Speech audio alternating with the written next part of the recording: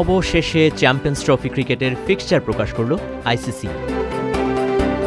Hybrid model যে হবে এই টুর্নামেন্ট সেটি আগেই জানানো হয়েছিল।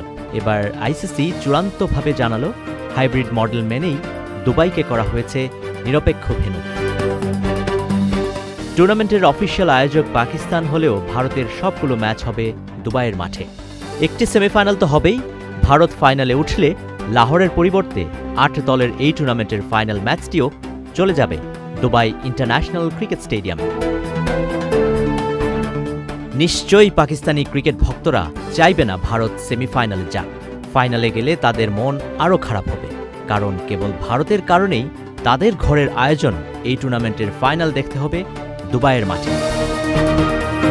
১৯শে ফেব্রুয়ারি বর্তমান চ্যাম্পিয়ন ও অফিসিয়াল হোস্ট পাকিস্তান আসরের উদ্বোধনী ম্যাচ খেলবে নিউজিল্যান্ডের বিপক্ষে। অফিসিয়াল ফিক্সচারে দেখা যাচ্ছে ভারত পাকিস্তানের হাই ভোল্টেজ ম্যাচটি হবে ২৩শে ফেব্রুয়ারি। ২০শে ফেব্রুয়ারি ভারতের বিপক্ষে ম্যাচ দিয়ে নিজেদের আসর শুরু করবে বাংলাদেশ। সেক্ষেত্রে বাংলাদেশের টুর্নামেন্ট শুরু হবে দুবাই থেকে।